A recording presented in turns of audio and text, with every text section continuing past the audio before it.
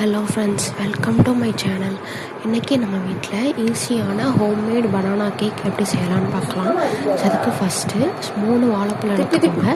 செவ்வாழைனா அது கொஞ்சம் நல்லா இனிப்பாக இருக்கும். ஃபஸ்ட்டு ஒரு 3 வாழைப்பழம் எடுத்து அதை மிக்சியில் நல்லா அரைச்சிக்கோங்க. அதை நல்லா அரைச்சதுக்கப்புறம் கோதுமை மாவு எடுத்துக்கோங்க. எவ்வளோ கோதுமை மாவு எடுக்கிறீங்களோ அதே அளவுக்கு நாட்டு சர்க்கரை எடுத்துக்கோங்க. நான் 400 கிராம் கோதுமை மாவு எடுத்துருந்தேன், அதனால் 400 கிராம் நாட்டு சர்க்கரை எடுத்துருந்தேன்.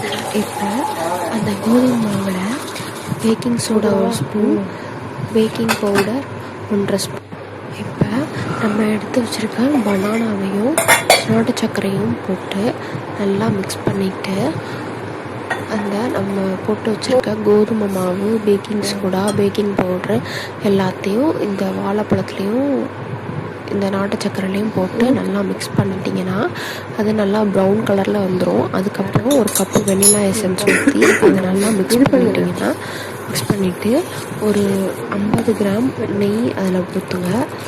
ஊற்றிட்டு அதை நல்லா மிக்ஸ் பண்ணுங்கள்.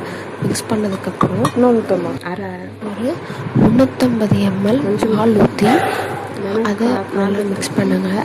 மிக்ஸ் பண்ணிவிட்டு சாக்கோ சிப் கிடச்சிச்சின்னா அதை போட்டுக்கோங்க. மேல் போஸ் அது கிடைக்கல அப்படின்னா வேறு ஏதாவது டாப்பிங்ஸ் போட்டுக்கோங்க. நட்ஸ் கூட நம்ம துருவி போட்டுக்கலாம். போட்டுட்டு அதை நல்லா மிக்ஸ் பண்ணிக்கோங்க. மிக்ஸ் பண்ணிவிட்டு இப்போ அந்த கேக் செய்கிற பாத்திரத்தை எடுத்துகிட்டு அதில் பட்டர் ஷீட் இருந்தால் பட்டர் ஷீட் போட்டுக்கோங்க. இல்லாட்டி பட்டர் நல்லா அந்த பாத்திரத்தில் தடவிட்டு நம்ம செஞ்சு வச்சுருக்கிற அந்த கேக் பேட்டரை அந்த இதில் ஊற்றி வச்சுக்கோங்க. வச்சுட்டு இட்லி பாத்திரத்தை ஒரு 15 மினிட்ஸ் கல்லுப்பு போட்டு ப்ரீ ஹீட் பண்ணி வச்சுக்கோங்க.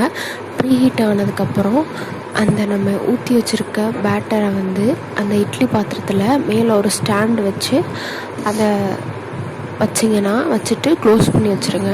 க்ளோஸ் பண்ணி வச்சுட்டு ஒரு 45 மினிட்ஸ் கழிச்சு எடுத்து பார்த்திங்கன்னா சாஃப்டான ஸ்பான்ஜியான ஹோம்மேட் பனானா கேக் வந்துடும். இது நம்ம ஈஸியாக கோதுமை மாவுலேயே செஞ்சிடலாம், மைதாவோ.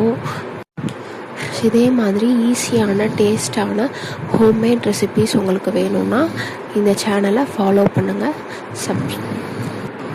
இந்த சேனலை சப்ஸ்கிரைப் பண்ணிக்கோங்க. நீங்கள் இந்த ரெசிபி ட்ரை பண்ணியிருந்தீங்கன்னா கமெண்ட் செக்ஷனில் கமெண்ட் பண்ணுங்கள். தேங்க்யூ.